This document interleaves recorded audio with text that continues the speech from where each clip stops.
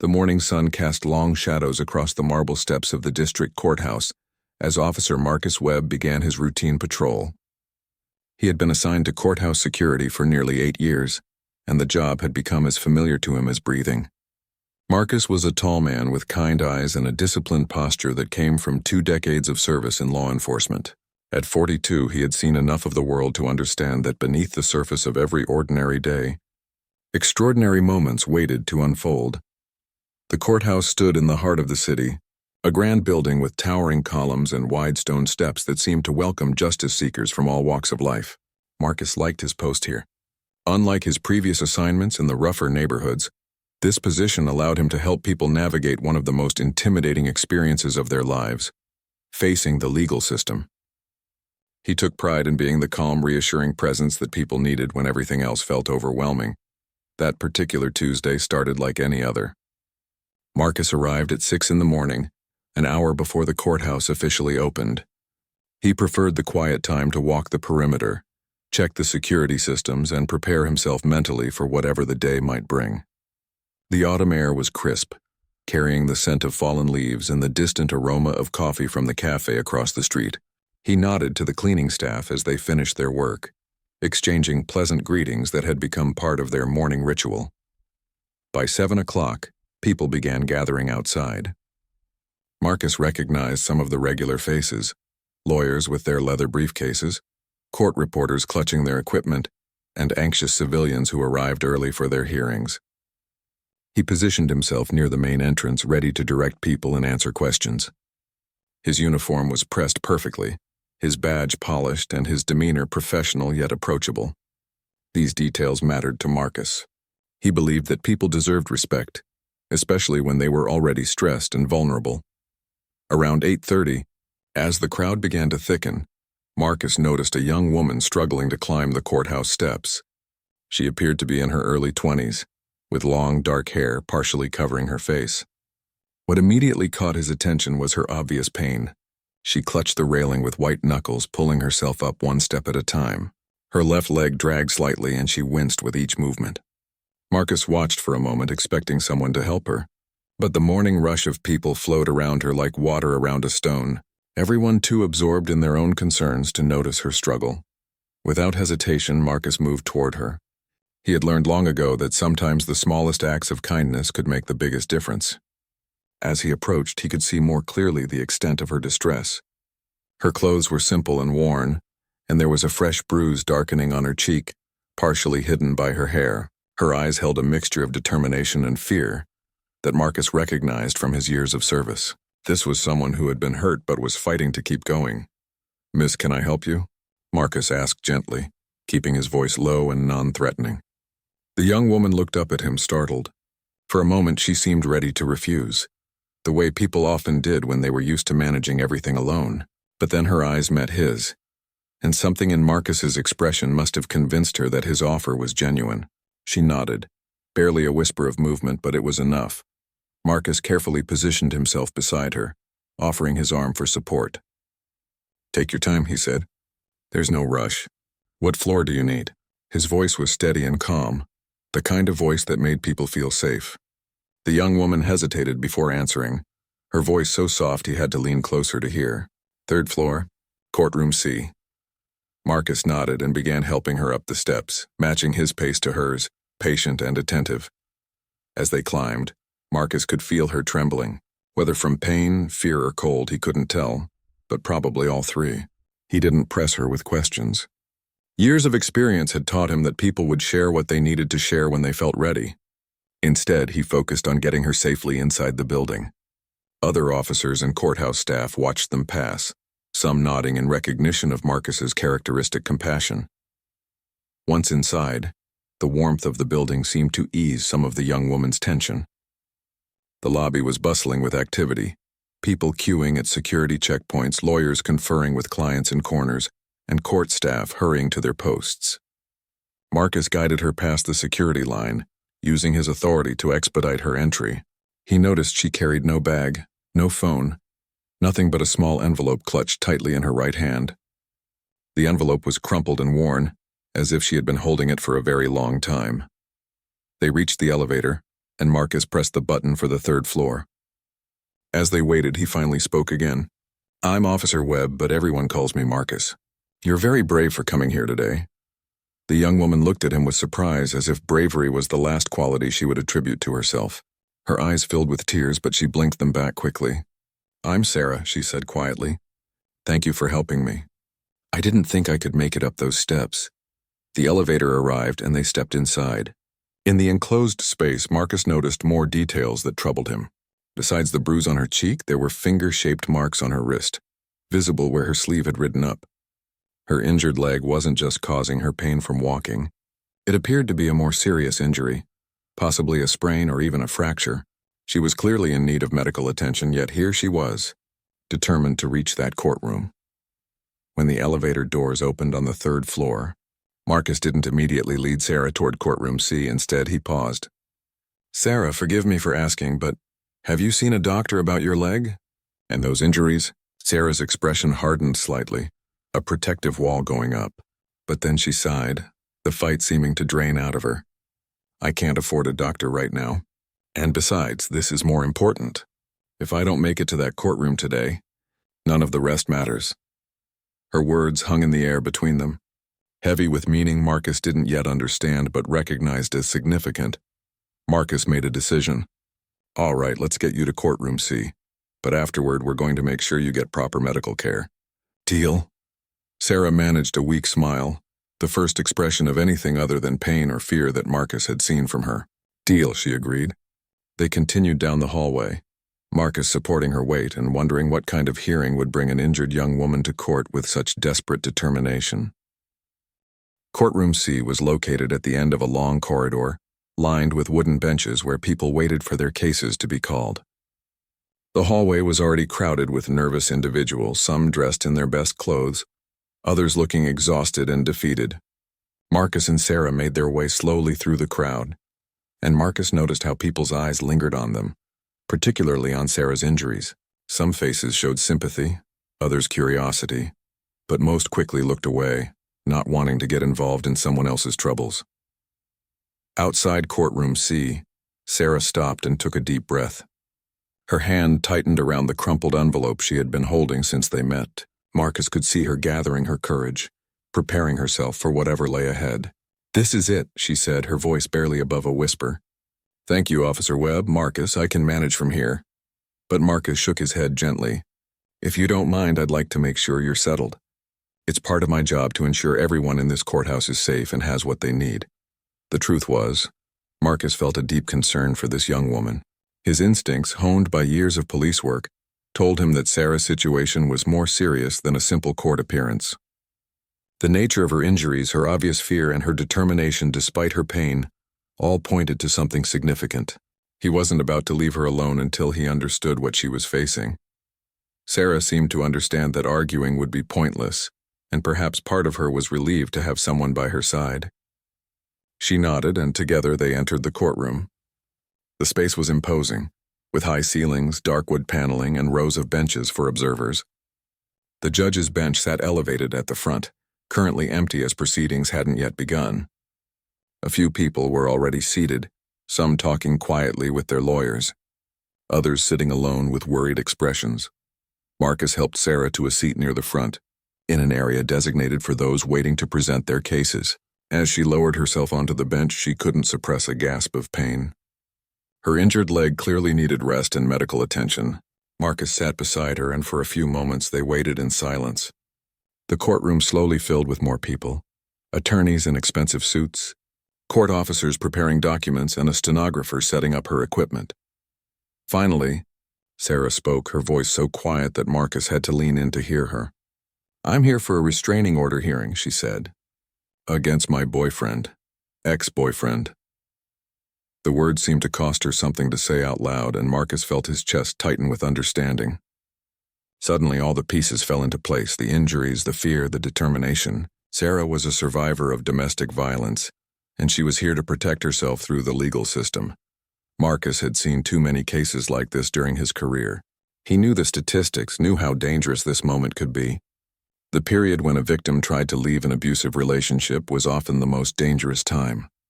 "You're doing the right thing," Marcus said firmly. It takes real courage to be here. Sarah looked at him with tears in her eyes. I'm terrified, she admitted. He said he would kill me if I ever tried to leave him. He said no one would believe me, that I had no proof, that I was nothing without him. The raw honesty in her words struck Marcus deeply. This was the reality of domestic abuse, the systematic destruction of someone's self-worth and confidence. You have proof, Marcus said, gesturing gently toward her visible injuries. Your injuries speak for themselves. And you're not nothing, Sarah. You're a survivor. You're here, fighting for your safety. That makes you incredibly strong. Sarah wiped her eyes with the back of her hand, smudging the tears across her bruised cheek. I just want it to be over, she whispered. Before Marcus could respond, a side door opened and the bailiff entered, announcing that Judge Patricia Morrison would be presiding. Everyone in the courtroom stood as the judge entered, a woman in her 60s with silver hair and an expression of calm authority. Judge Morrison had a reputation for being fair but tough, someone who didn't tolerate nonsense but who listened carefully to every case presented before her. Marcus had seen her preside over many hearings during his time at the courthouse, and he respected her deeply. As everyone took their seats again, the bailiff began calling cases. Sarah's case was third on the docket. While they waited for the first two cases to be heard, Marcus observed Sarah carefully. She was becoming increasingly anxious, her breathing shallow and rapid. Her hands trembled as she held the envelope, and Marcus worried she might have a panic attack before her turn came. Sarah, he said softly, look at me. Breathe slowly. In through your nose, out through your mouth. You've got this. Sarah tried to follow his instructions, focusing on her breathing. The first case was called a child custody dispute that lasted 15 minutes. The second case involved a property disagreement that took slightly longer. With each passing minute, Sarah's anxiety grew. Marcus stayed by her side, a steady presence in what must have felt like an overwhelming storm. He noticed that Sarah kept glancing toward the courtroom doors as if expecting someone to burst through at any moment. Finally, the bailiff called her case. Sarah Michelle Chen versus Derek Anthony Martinez, case number 2024 RO4782. Sarah stood swaying slightly, and Marcus immediately stood with her to provide support. As they approached the front of the courtroom, Marcus saw Sarah's hand shaking so badly that she nearly dropped the envelope. A lawyer at one of the tables, apparently waiting for a different case, looked up with interest, noting Sarah's injuries with a concerned frown. Judge Morrison looked down from her bench, her expression neutral but her eyes sharp and observant. She immediately noticed Sarah's condition, the way she struggled to stand, the visible injuries, and Marcus's supportive presence. Ms. Chen, the judge said, her voice carrying authority but also a hint of compassion. Please state your name and the nature of your petition for the record. Sarah took a deep breath, trying to steady herself. My name is Sarah Michelle Chen, Your Honor. I'm here to request an emergency restraining order against Derek Martinez. The judge nodded and gestured for Sarah to continue. But as Sarah opened her mouth to speak, her words caught in her throat. The enormity of the moment seemed to overwhelm her. She had carried this burden alone for so long, suffering in silence, and now she had to expose her pain to a room full of strangers. Marcus felt her lean more heavily on his arm, and he provided steady support, both physical and emotional. Take your time, Ms. Chen, Judge Morrison said, her tone softening slightly. Whenever you're ready. Sarah closed her eyes for a moment, gathering her strength. When she opened them again, there was a new determination there, a resolve that Marcus recognized. She was ready to tell her story, ready to break her silence.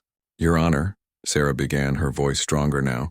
For the past 2 years, Derek Martinez has been systematically abusing me. It started with verbal attacks and controlling behavior, but it escalated to physical violence. 3 days ago, he attacked me so severely that I thought he was going to kill me.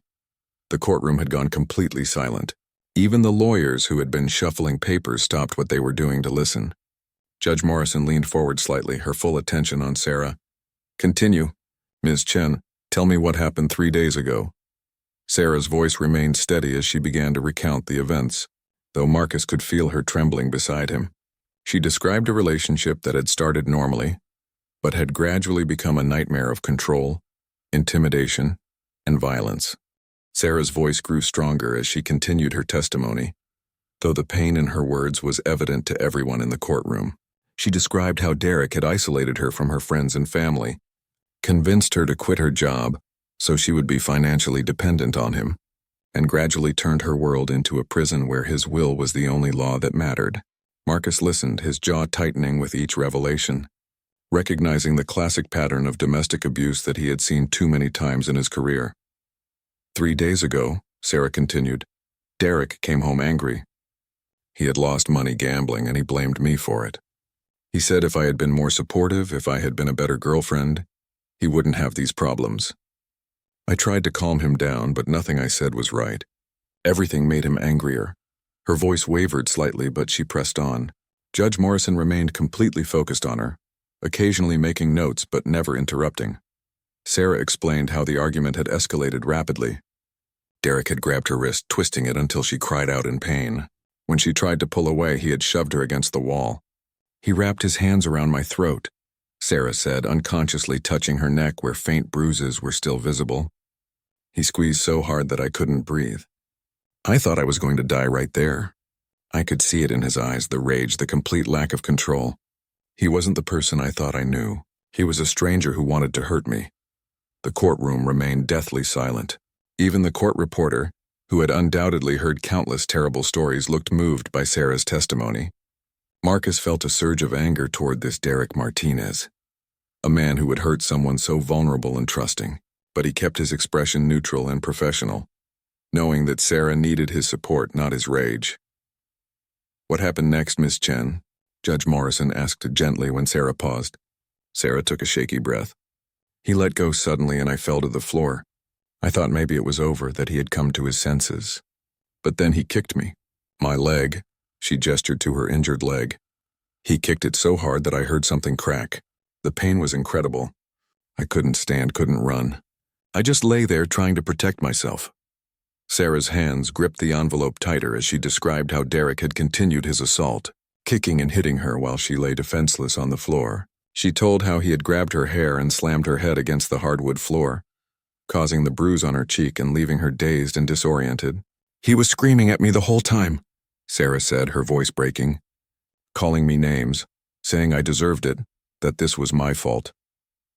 Marcus noticed that several people in the courtroom were crying, including one of the lawyers who had been waiting for their case. Judge Morrison's expression had hardened, her eyes reflecting both anger and deep compassion. How did you get away, Ms. Chen? The judge asked. Sarah explained that a neighbor, hearing the commotion through the thin apartment walls, had called the police. When Derek heard the sirens approaching, he had fled through the back door, but not before warning Sarah that if she talked to the police, he would come back and finish what he started. The police took my statement and photographs of my injuries, Sarah said, finally opening the crumpled envelope she had been holding. With trembling hands, she pulled out several photographs that showed her injuries in stark, horrifying detail. The bruises, the swelling, the evidence of brutal violence. They told me to go to the hospital, but I was too scared. Derek had taken all my money, my phone, everything. I had nowhere to go, no way to call anyone. I hid at my neighbor's apartment for 2 days, terrified that Derek would find me. Judge Morrison accepted the photographs from the bailiff, studying each one carefully. Her expression grew darker with each image. Marcus, standing beside Sarah, could see the photographs from where he stood, and they confirmed everything Sarah had described and more. These weren't the kind of injuries that came from an accident or a simple altercation. These were the injuries of someone who had been brutally attacked, someone whose life had been in serious danger. Sarah continued her story, explaining how her neighbor had helped her find resources for domestic violence victims.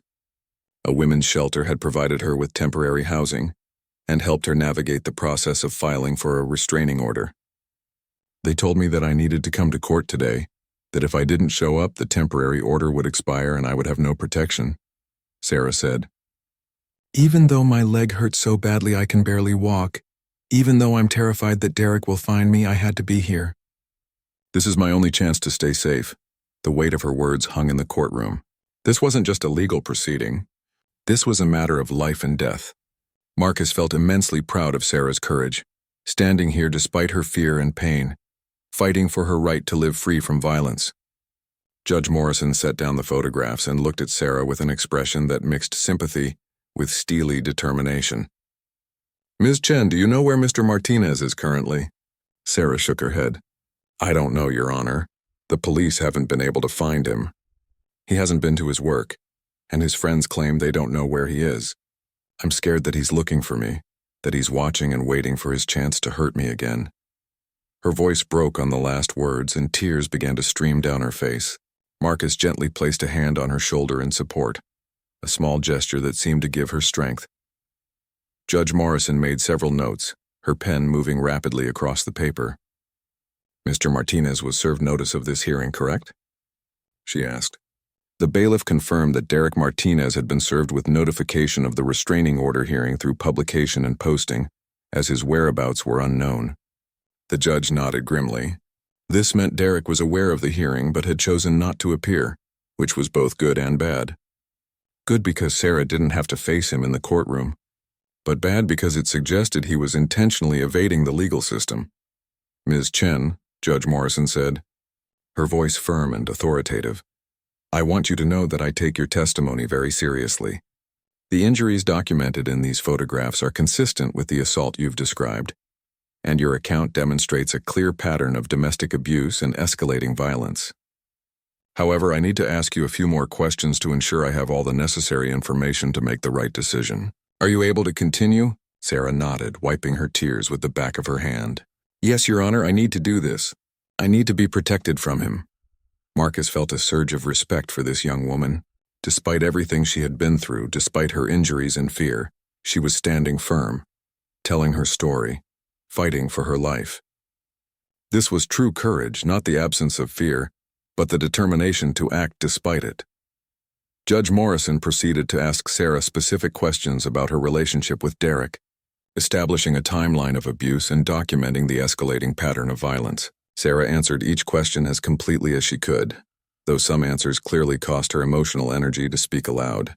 She described incidents she had hidden from everyone, times when Derek had hurt her and she had made excuses to cover the bruises, moments when she had believed his promises that it would never happen again. Throughout the questioning, Marcus remained by Sarah's side, a silent pillar of support. He could see how much strength it took for her to relive these experiences, to expose her pain and shame to the courtroom. But he also saw something else emerging in Sarah as she spoke, a sense of empowerment. With each answer, with each truth spoken aloud, she was reclaiming her voice and her agency. She was no longer Derek's victim, cowering in silence. She was a survivor demanding justice and protection. As Sarah's testimony continued, more details emerged about the controlling and abusive relationship she had endured. She described how Derek had monitored her phone calls and text messages, demanding passwords to all her social media accounts. He had forbidden her from wearing certain clothes, claiming they were too revealing and that she was trying to attract other men.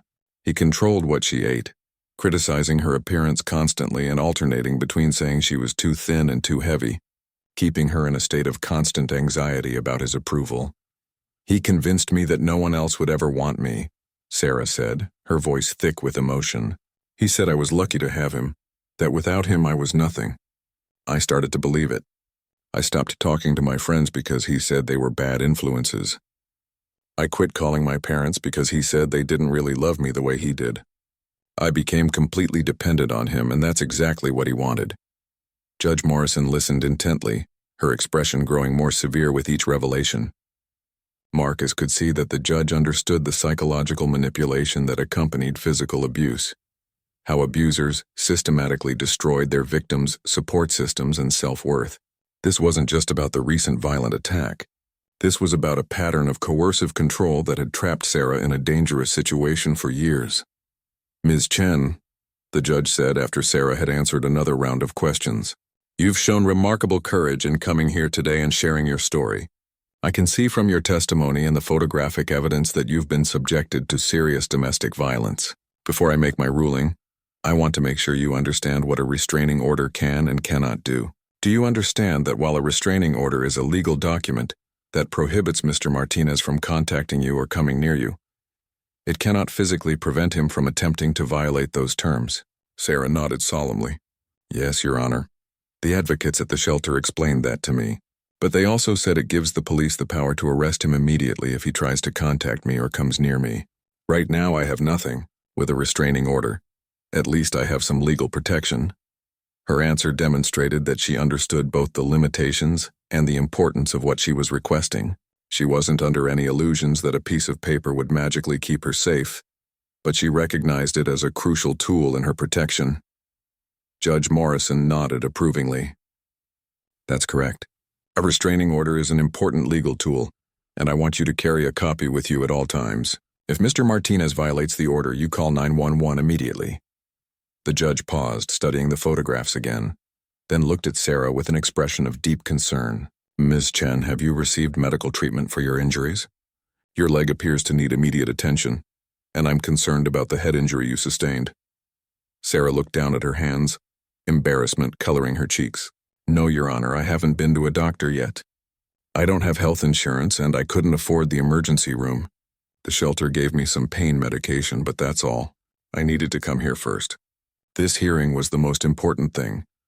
Her honesty about her dire financial situation added another layer to the tragedy of her circumstances.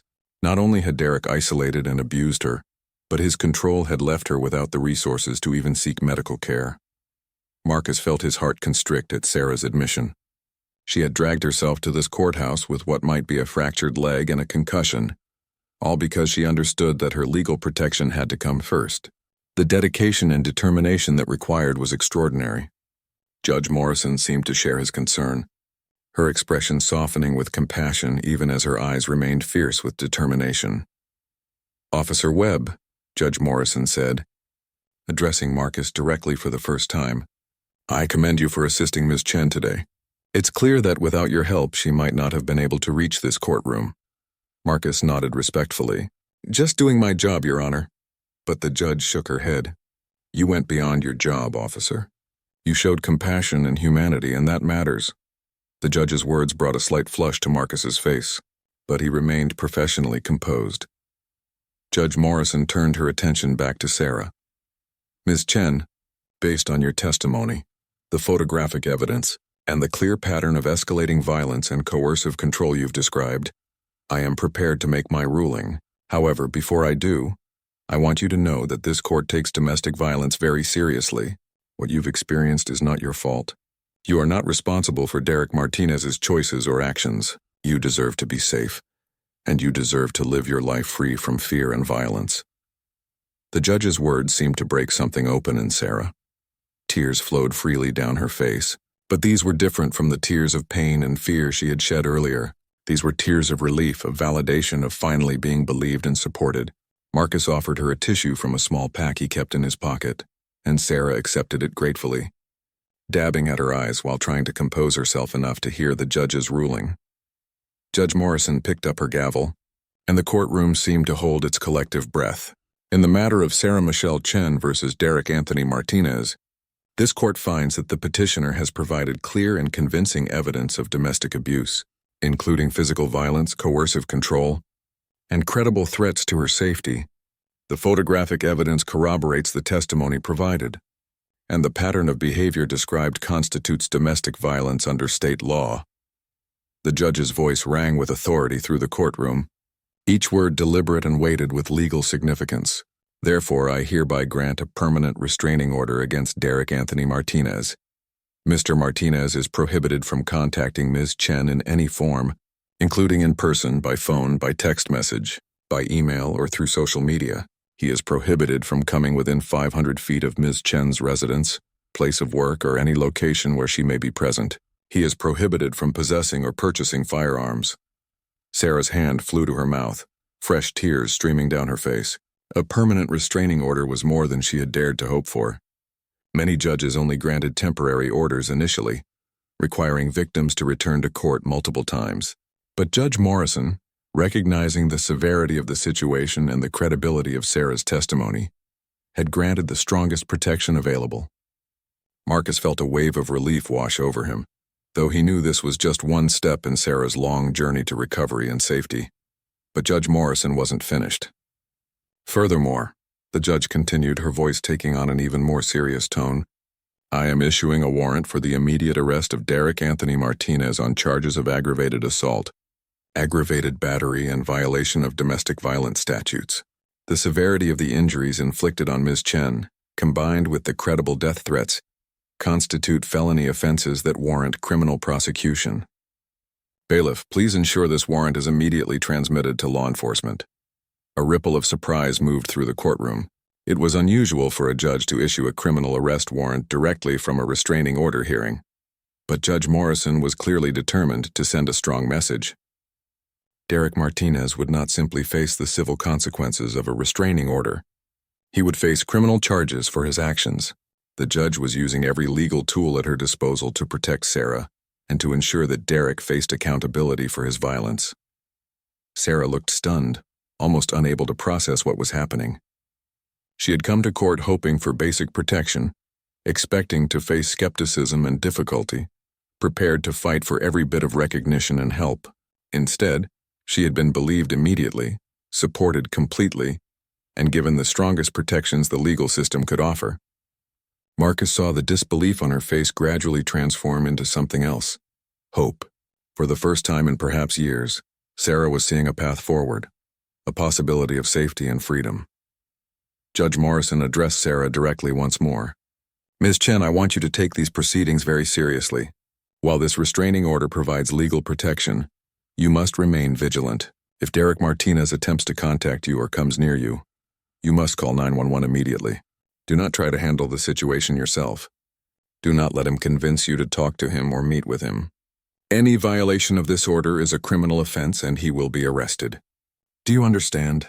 Sarah nodded vigorously. Her voice choked with emotion as she managed to say, Yes, Your Honor, thank you. Thank you so much. The judge wasn't quite finished with her pronouncements. She turned to address the entire courtroom, her voice carrying a weight of authority that commanded everyone's attention. I want everyone present to understand something important. Domestic violence is not a private matter. It is not a family issue to be handled behind closed doors. It is a crime and it will be treated as such in my courtroom. Victims of domestic violence deserve our support, our protection, and our belief. They should never have to beg for safety or prove they are worthy of protection. Judge Morrison's words resonated through the space, creating a moment of powerful clarity. Several people in the courtroom nodded in agreement, and Marcus saw more than one person wiping tears from their eyes. The judge's statement went beyond Sarah's case. It was a declaration of values, a message that domestic violence would be taken seriously in her court. It was the kind of moral leadership that Marcus deeply respected, the willingness to use one's position to stand up for those who were vulnerable and marginalized. The judge then addressed practical matters. Bailiff, please provide Ms. Chen with certified copies of the restraining order. She should keep one copy with her at all times and provide copies to local law enforcement, her workplace if applicable, and any other relevant locations. The bailiff nodded and began preparing the necessary documents. Judge Morrison continued, Additionally, I am directing court services to provide Ms. Chen with information about victim services, including counseling resources, legal aid, and financial assistance programs. Sarah listened to all of this with an expression of wonder and gratitude. She had expected to fight for every scrap of help, to be questioned and doubted, to leave the courtroom with perhaps minimal protection and no additional support. Instead, she was being given comprehensive assistance, treated with dignity and respect, and being provided with resources she desperately needed. The contrast between her expectations and the reality of what was happening seemed almost overwhelming. As the bailiff prepared the paperwork, Judge Morrison addressed one final matter. Officer Webb, please approach the bench. Marcus was surprised but immediately complied, helping Sarah to a seat before stepping forward. He approached the judge's bench with professional composure, wondering what she needed from him. Judge Morrison looked at him with an expression of approval and respect. Officer Webb, your actions today exemplify the best of what law enforcement should be. You saw someone in need and you helped. No questions asked, no judgment, just pure human compassion and professional duty. Marcus felt humbled by the judge's words. Thank you, Your Honor, but really I was just doing what anyone should do. The judge smiled slightly. Perhaps what anyone should do, but not what everyone does. Too often people in distress are overlooked, ignored, or treated as inconveniences. You treated Ms. Chen with dignity and respect, and your support clearly helped her find the courage to come forward today. I want to commend you publicly for your service, not just to the court but to the community. The judge's commendation brought a round of quiet applause from those in the courtroom, including the lawyers and other court staff. Marcus nodded respectfully, genuinely touched by the recognition but more focused on Sarah's well-being than his own acknowledgement. Judge Morrison continued, "I have one more request of you, Officer Webb. Given Ms. Chen's injuries and her vulnerable state, I would like you to ensure she receives immediate medical attention. Can you arrange transport to the hospital and make sure she's properly cared for?" Marcus didn't hesitate. "Absolutely, Your Honor. I'll personally ensure she gets the medical care she needs." The judge nodded with satisfaction. "Excellent. The court will cover the cost of the ambulance transport and ensure that Ms. Chen's emergency medical expenses are handled through the Victim Services Fund. No one should have to choose between safety and health care." This final directive brought more tears to Sarah's eyes. She had been carrying the burden of her untreated injuries, worried about costs she couldn't afford, and now even that obstacle was being removed. Judge Morrison brought down her gavel with a sharp crack that echoed through the courtroom. "This hearing is concluded. Miss Chen, you are brave and strong, and I wish you healing and peace. Officer Webb, thank you for your service. This court is adjourned." With that, the judge rose, and everyone in the courtroom stood as she exited through the side door. As soon as she was gone, the tension in the room seemed to break, and several people approached Sarah to offer words of support and encouragement. Marcus returned to Sarah's side, finding her surrounded by well-wishers but looking overwhelmed by all the attention. He gently helped create some space around her, recognizing that she needed a moment to process everything that had just happened. The bailiff brought over the certified copies of the restraining order, carefully explaining which copies should be kept where. Sarah accepted the documents with trembling hands, clutching them as if they were precious treasures, which in many ways they were. These papers represented her legal shield, her protection, her ticket to a life free from fear. A victim advocate from the Court Services Department approached, introducing herself as Maria. She was a kind-faced woman in her 50s with gentle eyes and a warm smile. "Sarah, I'm so glad you came forward today. I want to give you information about the services available to you. We have counseling, support groups, legal assistance, and help with finding safe housing. You're not alone in this."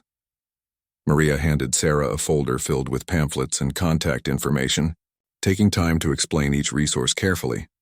While Sarah spoke with Maria, Marcus stepped aside to make arrangements for her medical transport. He called for an ambulance, explaining the situation and the judge's directive that costs would be covered through Victim Services. The dispatcher assured him that an ambulance would arrive within 15 minutes. Marcus also took the opportunity to contact the police department, informing them about the arrest warrant for Derek Martinez and providing all the information he had gathered about the case. When Marcus returned to Sarah, she was finishing her conversation with Maria, looking both exhausted and relieved. The advocate gave Sarah a card with her direct phone number and a warm hug before departing. Sarah turned to Marcus with eyes full of gratitude. "I don't know how to thank you," she said softly. "If you hadn't helped me up those steps this morning, I don't think I could have made it here. I was ready to give up, but you gave me hope just by being kind." Marcus felt a lump form in his throat. He had been in law enforcement for 20 years, and he had helped countless people, but there was something particularly moving about Sarah's situation. Perhaps it was her youth, her vulnerability, or the sheer courage she had demonstrated. "You don't need to thank me, Sarah. You did all the hard work. You survived, you escaped, and you fought for your protection. That's all you. I just held the door open." His words made Sarah smile through her tears, a genuine smile that transformed her face and gave a glimpse of the vibrant young woman she must have been, before Derek's abuse had stolen her light. The ambulance arrived promptly, and 2 paramedics entered the courtroom with a wheelchair. Marcus explained Sarah's injuries, and the paramedics immediately began their assessment. They were concerned about her leg, noting the significant swelling and limited mobility, and they wanted to check for concussion symptoms given the head injury she had sustained. "We're going to take good care of you," one of the paramedics, a young man named David, assured Sarah. "Let's get you to the hospital and figure out exactly what we're dealing with." As they prepared to transfer Sarah to the wheelchair, she reached out and grabbed Marcus's hand. "Will you come with me?" she asked, her voice small and uncertain. "I don't want to be alone, and I don't have anyone else." The request caught Marcus slightly off guard. He was technically on duty, and accompanying a patient to the hospital wasn't part of his job description. But looking at Sarah's frightened face, seeing her desperate need for a friendly presence, he couldn't bring himself to refuse. "Let me clear it with my supervisor," he said. "I'll do everything I can to be there with you." Marcus quickly called his supervisor, explaining the situation and the judge's specific request that he ensure Sarah received proper care. His supervisor, understanding the circumstances and respecting both the judge's directive and Marcus's compassionate approach, granted him permission to accompany Sarah to the hospital and take whatever time was necessary. "You're doing good work, Marcus," his supervisor said. "Take care of that young woman. We've got coverage at the courthouse." With permission secured, Marcus accompanied Sarah as the paramedics wheeled her out of the courtroom and through the courthouse corridors. People stopped and stared, some with curiosity, others with concern. Sarah kept her eyes down, still self-conscious about the attention, but she held tightly to the folder of resources and the copies of her restraining order. These tangible items seemed to give her strength, physical proof that what had happened in the courtroom was real, and that she truly had protection now. The journey down to the ambulance was slow and careful, with Marcus walking alongside the wheelchair, providing Sarah with a reassuring presence. Outside, the autumn sun was higher in the sky now, warming the cool morning air. The ride to the hospital took about 20 minutes, during which the paramedics worked efficiently to stabilize Sarah and manage her pain. They gave her medication to help with the severe discomfort in her leg and monitored her closely for signs of concussion. David, the younger paramedic, spoke to her in a calm, reassuring voice, explaining everything they were doing and why. His professional kindness reminded Marcus that there were good people throughout the system, people who genuinely cared about helping others in their darkest moments. By the time they arrived at the emergency room entrance of Memorial Hospital, Sarah had calmed somewhat, though she still looked fragile and exhausted. The ambulance backed up to the emergency bay, and the paramedics quickly unloaded her stretcher. Marcus jumped out first, staying close as they wheeled Sarah through the automatic doors into the bright, busy emergency department. The smell of antiseptic and the sounds of medical equipment filled the air, along with the low murmur of staff members coordinating patient care. A triage nurse met them immediately, taking a quick report from the paramedics about Sarah's condition and the circumstances that brought her there. The nurse, a middle-aged woman named Patricia, looked at Sarah's injuries with professional concern and immediately flagged her case as priority, given the severity of the assault and the potential complications from her untreated injuries. "We're going to take excellent care of you, sweetheart," Patricia said warmly. "Let's get you into a room and figure out what's going on with that leg." They were taken to a private examination room, a small space with medical equipment, a hospital bed, and chairs for visitors. The paramedics helped transfer Sarah from the stretcher to the bed, and Marcus noticed her wince with every movement despite the pain medication. Once she was settled, David gave Marcus a respectful nod. "She's in good hands now. You did a good thing today, officer." Marcus shook his hand. "Thank you for taking such good care of her." The paramedics departed, leaving Marcus and Sarah alone in the room with Nurse Patricia. Patricia began taking Sarah's vital signs and medical history, asking detailed questions about the assault, her injuries, and any other symptoms she was experiencing. Sarah answered as best she could, though reliving the events again was clearly difficult.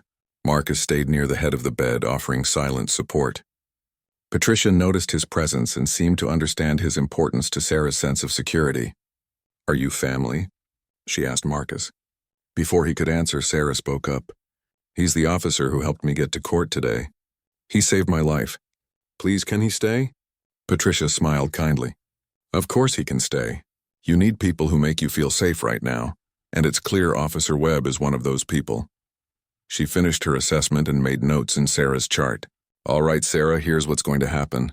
We need to get x-rays of your leg because I suspect you may have a fracture. We also need to do a CT scan of your head to make sure there's no internal bleeding from the head injury. And we're going to do a full examination to document all of your injuries for the police report and any legal proceedings." The mention of documenting injuries made Sarah tense. Patricia noticed immediately and placed a gentle hand on her arm. "I know it's difficult, but having photographic and medical documentation of your injuries is very important. It provides evidence and it helps ensure you get all the care you need. A special nurse who's trained in treating assault victims will do the examination. She's very gentle and understanding." "Is that okay?" Sarah nodded slowly, though Marcus could see the anxiety in her eyes at the thought of being examined and photographed again. A doctor entered the room shortly after, a young resident named Dr. Patel who introduced himself with a warm handshake. He reviewed Sarah's chart and the initial assessment, asking a few follow-up questions. "Ms. Chen, I'm very concerned about your leg. From what I can see and feel, you likely have at least a fracture, possibly more severe damage. We need those x-rays right away. I'm also worried about the head injury. You mentioned feeling dizzy and having headaches?" Sarah confirmed his concerns, describing symptoms that alarmed both the doctor and Marcus. Dr. Patel ordered an immediate x-ray and CT scan, along with blood work to check for any internal issues. "We're going to take this very seriously," he assured Sarah. "You've been through something traumatic and your body has sustained significant injuries. We're going to make sure we address everything and get you on the path to healing." His professional compassion and clear expertise helped ease some of Sarah's anxiety. Marcus could see her beginning to trust that she was truly in safe hands. While they waited for the radiology team to come and take Sarah for her scans, a social worker named James entered the room. He was a tall gentleman in his 30s who specialized in helping victims of domestic violence. "Sarah, I'm here to help you navigate what comes next," James explained. "I understand you're staying at a women's shelter right now. Is that correct?" Sarah nodded. "I want to make sure you have everything you need: safe housing, financial assistance, counseling services, legal support. We're going to create a comprehensive care plan for you." James pulled up a chair and spent the next 20 minutes talking with Sarah about her immediate needs and long-term concerns. He explained various programs and resources available to domestic violence survivors, including temporary housing assistance, job training programs, and trauma-focused therapy. Sarah listened intently, occasionally asking questions, slowly beginning to understand that she had options and support. Marcus watched this interaction with deep satisfaction, seeing the web of support being woven around Sarah, ensuring she wouldn't fall through the cracks of the system. The radiology technician arrived with a portable x-ray machine, explaining that they would start with images of Sarah's leg right there in the room before taking her to CT scan. Sarah gripped Marcus's hand tightly as they positioned her leg for the x-rays, the movement causing obvious pain despite the medication. Marcus spoke to her quietly, encouraging her to breathe through the discomfort, reminding her that each step brought her closer to healing. The x-rays took only a few minutes, and the technician promised the results would be available soon. Next, Sarah was taken to the CT scan suite, with Marcus walking alongside her gurney. The hospital corridors were busy with staff members hurrying about their duties, but several people paused to give Sarah encouraging smiles or gentle words of support. Marcus realized that in a hospital, especially in the emergency department, staff members saw victims of violence regularly. They understood the courage it took to come forward and seek help. Their kindness was professional but also deeply human. The CT scan was more intimidating than the X-ray, with its large machine and enclosed space. Sarah's anxiety spiked as she was positioned on the scanning table. "I'll be right outside that window," Marcus assured her, pointing to the observation room. "I'm not going anywhere. You're doing great, Sarah. Just a few more minutes and this part will be done." The technician was patient and understanding, explaining every step of the process and checking frequently to make sure Sarah was comfortable. When the scan was complete, they returned to the examination room to wait for results. Sarah was exhausted, the stress and pain of the day catching up with her. She dozed fitfully while Marcus sat in the chair beside her bed, keeping watch. He thought about the remarkable chain of events that had begun with a simple act of helping someone up the courthouse steps. That small moment of kindness had led to justice being served, to a violent man being held accountable, and to a young woman being given the chance to rebuild her life. Dr. Patel returned about 40 minutes later with a tablet showing the X-ray results. His expression was serious but not alarming. "Sarah, you have a fractured fibula, which is one of the 2 bones in your lower leg. It's a clean break, which is good news because it should heal well with proper treatment. You're going to need a cast and you'll be on crutches for about 6 to 8 weeks. The CT scan showed no bleeding or swelling in your brain, which is excellent news, but you do have a mild concussion. That means rest, no strenuous activity, and close monitoring for the next few weeks." Sarah listened to the diagnosis with a mixture of relief and concern. The injuries were serious but treatable. She wouldn't suffer permanent damage if she followed the treatment plan. Dr. Patel continued explaining the care instructions, the medications she would need, and the follow-up appointments that would be necessary. "We're going to keep you here for a few hours for observation because of the concussion," he said. "And we'll get that cast on your leg before you leave. Is there someone who can stay with you for the next day or two? You shouldn't be alone with a concussion." Sarah's face fell. She didn't have family nearby, and she had been isolated from her friends for so long that she didn't know who to call. "I'm staying at a shelter," she said quietly. "There are people there, but I don't really know them yet." James, the social worker who had remained in the room, spoke up. "Don't worry, Sarah. The shelter has staff on duty around the clock, and they're trained to monitor for concussion symptoms. I'll coordinate with them to make sure you have the support you need. Plus, we'll set up home health visits to check on you regularly." The orthopedic specialist arrived to apply Sarah's cast, a cheerful woman named Dr. Reynolds who tried to keep Sarah's spirits up with light conversation while she worked. She explained that the cast would immobilize the fracture, allowing the bone to heal properly. "You get to pick a color," Dr. Reynolds said with a smile. "What'll it be?" Sarah thought for a moment, then said softly, "Purple. It's my favorite color, and Derek always hated it. He said it was too bold." Dr. Reynolds met Marcus's eyes with an understanding look, then turned back to Sarah. "Purple it is, bold and beautiful just like you." As Dr. Reynolds worked on the cast, Sarah finally asked Marcus the question that had been on her mind since they left the courthouse. "Do you think they'll catch him? Derek, I mean. Do you think the police will find him before he finds me?" Marcus considered his answer carefully, not wanting to give false assurances but also wanting to provide hope. "The police are looking for him actively now. The arrest warrant means he's in their system as a wanted person. Every officer in the city has his description. If he's smart, he'll turn himself in. If he's not, well, they usually make mistakes that lead to their capture. Either way, you have that restraining order and you have people protecting you now." Sarah seemed to find some comfort in his words, though the fear didn't completely leave her eyes. Marcus understood. Living with the threat of violence created a kind of hypervigilance that didn't disappear, just because the legal system had taken action. Sarah would need time, therapy, and continued support to truly feel safe again. But at least now she had the tools and resources to begin that healing journey. The cast was completed and Dr. Reynolds fitted Sarah with crutches, showing her the proper technique for using them. Sarah practiced a few steps, grimacing with the effort but managing fairly well. Throughout the afternoon, various specialists visited Sarah's room. A forensic nurse conducted a thorough examination, photographing all of Sarah's injuries for the medical record and potential legal proceedings. A psychiatrist stopped by to assess her mental state and prescribe medication for anxiety and sleep, recognizing that trauma recovery required addressing both physical and psychological wounds. A victim advocate from the district attorney's office arrived to explain the criminal case that would be built against Derek and what Sarah could expect as it moved forward. Marcus remained present through all of it, a steady anchor in what must have felt like an overwhelming storm of medical and legal procedures.